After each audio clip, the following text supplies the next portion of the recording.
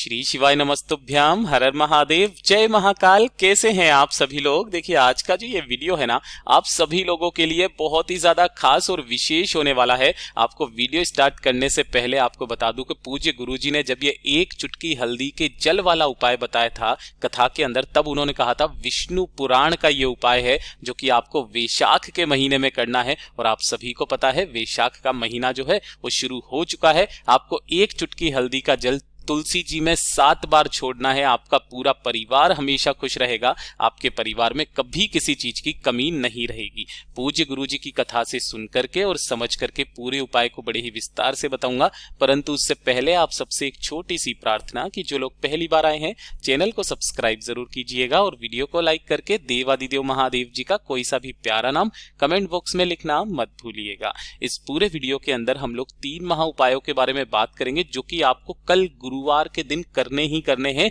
इस वैशाख के महीने में। ठीक है, तो ध्यान से सुनना, समझने की कोशिश करना।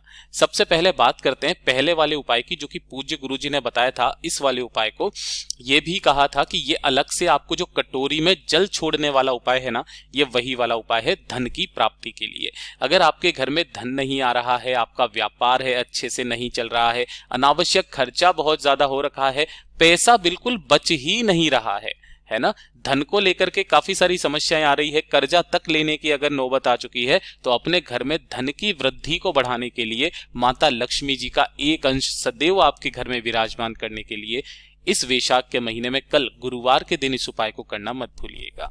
आपको लेनी होगी गिनती से 7 हल्दी की गांठें। ठीक है, छोटी छोटी हल्दी की गांठें ले लेना। इस वाले उपाय में आपको जो पिसी हुई हल्दी होती है वो गलती से भी काम में नहीं लेनी। आपको 7 हल्दी की गांठें लेनी है छोटी छोटी सी। एक टुकड़ा लेना होगा आपको गुड़ का। ठीक है, जो हल्दी होती है वो संपदा की वृद्धि करती है, गुड़ जो होता है वो धन की वृद्धि करता है। और इसी के साथ में आपको लेनी होंगी 7 चने की दाल के दाने। गुरुवार के दिन चने की दाल का बहुत बड़ा महत्व होता है, स्वर्ण दान के बराबर माना जाता है। तो ये 3 चीजें आपको लेनी है, 7 छोटी छोटी हल्दी की गांठें, 7 चने की दाल और 1 गुड़ का टुकड़ा। अलग से एक कटोरी आपको ले लेनी है और इस कटोरी के अंदर आपको उन तीनों चीजों को रख लेना है। ठीक है, रख लिया। रखने के पश्चात आपको एक दीपक तैयार करना है। जो भी दीपक तैयार करोगे, चाहे आटे का चाहे मिट्टी का, इसके अंदर आपको गोल बाती लगानी है। ये चीज ध्यान रखना। काफी सारे लोग बोलेंगे भैया तुलसी माता को तो लंबी बाती का दीपक लगेगा। नहीं, आपको यहाँ पर गोल बाती का दीपक लगाना है, वो भी गाय के घी का। ठीक है, और एक कलश में अलग से जल भर लेना, थोड़ा सा तांबे के कलश में। ठीक, बस आपको ये 3 चीजें चाहिए। एक तो कटोरी जिसमें आपने तीनों चीजों को रख लिया, 1 लोटा शुद्ध जल और 1 दीपक। ठीक है, पूज्य गुरुजी ने यहां तक कहा है कि जिस घर की स्त्री इस उपाय को करती है ना, उसे इसी वाले उपाय का 100 गुना फल प्रदान होता है। तो कोशिश करना आपके घर की स्त्री, माता, बहन, बेटी, कोई भी इस उपाय को करे। ठीक है, कल गुरुवार के दिन आपको जब भी सुबह स्नान करोगे, स्नान करने के पश्चात आपके घर में जहां पर भी तुलसी जी का गमला है, उस तुलसी जी के गमले के पास में सबसे पहले आपको उस गाय के घी के गोल बत्ती के दीपक को प्रज्वलित कर देना है, जला देना है। जला देने के पश्चात आपने जो एक कटोरी ली है ना, जिसके अंदर आपने तीनों चीजें रखी हुई है, उस कटोरी को आपको यहीं पर रखना है सामने। अपने दाहिने हाथ में उस कलश को लेना है ना। अपना नाम, जो भी इस उपाय को कर रहा है ना या कर रही हैं, उन अपना नाम और गोत्र बोल करके थोड़ा सा जल इसमें से आपको इस कटोरी में छींटना है, मतलब कि छोड़ना है। आपको तुलसी जी में नहीं डालना है, इस कटोरी में डालना है। फिर अपना नाम और गोत्र बोलना है, फिर इस कटोरी के अंदर जल छोड़ना है, फिर नाम गोत्र बोलना है, फिर जल छोड़ना है। कितनी बार आप करोगे ऐसे? 7 बार आपको अपना नाम और गोत्र बोल करके 7 बार इस कटोरी के अंदर आपको जल छोड़ देना है। अगर इस कलश में थोड़ा सा जल बच जाता है तो इसे उठा करके साइड में रख दें। ठीक है, उसके पश्चात आपको इस कटोरी को अपने हाथ में लेना है। अपने हाथ में लेकर के अपनी जो कामना आपने कर रहे हो, धन की, संपदा की, या फिर अपने व्यापार के लिए, कर्ज के लिए, उसकी कामना करते हुए अब इस कटोरी को पूरा का पूरा तुलसी जी की जड़ में आपको समर्पित कर देना है।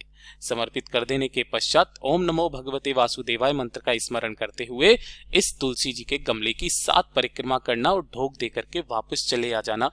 वैशाख महीने में जो गुरुवार का दिन पड़े ना या एकादशी का दिन पड़े, उस दिन इस उपाय को कीजिएगा। अगले महीने से ही आपके घर में धन की आवक होना स्टार्ट हो जाएगी। पूज्य गुरु जी का बहुत अद्भुत और अचूक उपाय है, जरूर कीजिएगा। बात कर लेते हैं दूसरे वाले उपाय की। दूसरा वाला उपाय किसके लिए है, ये चीज ध्यान से सुनिएगा कि अगर आपके घर में बिल्कुल भी सुख शांति समृद्धि नहीं है ना, सुख शांति का सबसे ज्यादा होना जरूरी है। अगर आपके घर में सुख शांति है तो आपके घर में माता लक्ष्मी जी का वास सदैव रहता है। सुख शांति नहीं है, क्लेश बहुत ज्यादा हो जाता है ना, घर में किसी भी तरीके का कोई दोष है, पितृ दोष, काल सर्प दोष, किसी भी तरीके का कोई दोष है ना, तो अपने परिवार की सुख शांति समृद्धि, कलेशों को दूर करने के लिए, साथ ही साथ लोगों के बीच में प्रेम को बढ़ाने के लिए एक छोटा सा उपाय आप सभी लोगों को करना है। कल के दिन आपको लेनी है एक बेलपत्र जो कहीं से भी खंडित ना हो। दूसरे नंबर पर आपको एक लोटा शुद्ध जल अपने घर का लेना है। कोशिश करना कि अगर आपको हांडे का जल मिल जाए, क्योंकि इस वैशाख के महीने में हांडे के जल का बहुत बड़ा महत्व है। हांडा मतलब कोई सी भी मटकी हो गई या फिर किसी भी तरीके, इस तरीके से जिसे पात्र होता है ना, मिट्टी के पात्र का जल, अगर इस तरीके से मिल जाए तो उस जल को आपको इसके अंदर ले लेना है, ठीक है ना। जो आपने एक बेलपत्र लिया है उस एक बेलपत्र को भी आपको इसी के अंदर डाल देना है और डाल करके अपने हाथों में लेकर के आपको पूरे के पूरे घर में ओम नमः शिवाय मंत्र का स्मरण करते हुए, जितने भी कमरे हैं, किचन्स हैं, रसोई हैं, जितने भी हैं ना, केवल बाथरूम शौचालय को छोड़ करके आपको पूरे घर में फिर जाना है। पूरे घर में फिर जाने के पश्चात आपके घर पे जहां पर भी पानी पीने का स्थान है, परिंदा जिसे कहते हैं, या आरओ सिस्टम लगा हुआ रहे, वहां जाकर के आपको इस कलश को ऐसा का ऐसा ही किसी भी पात्र से ढक करके रख देना है और एक दीपक आपको लगा देना है इसी के सम्मुख में, गाय के घी का, गोल बत्ती का। जब ये दीपक ठंडा हो जाए, है ना, जब ये पूरा हो जाए, तब आपको इस कलश को यहां से उठाना है और कलश को उठा करके पहुंच जाना है बाबा के मंदिर शिवलिंग के पास में। उत्तर दिशा, नॉर्थ डायरेक्शन की तरफ मुंह करके खड़े हो जाना। दोनों हाथों में उस कलश को पकड़ना जिसके अंदर आपने बेलपत्र डाला हुआ है।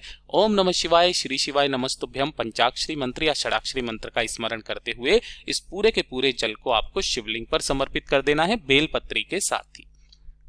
जब ये जल बहता बहता जलाधारी से नीचे की तरफ आएगा ना, आपको थोड़ा सा जल यहाँ पर इसी कलश में रोक लो या अपने हाथ में रोक लो, इस तरीके से रोक करके अपने घर पर चले जाना है और घर पर जाने के पश्चात उस पूरे के पूरे जल को आपको अपने घर के कोने कोने में छींट देना है।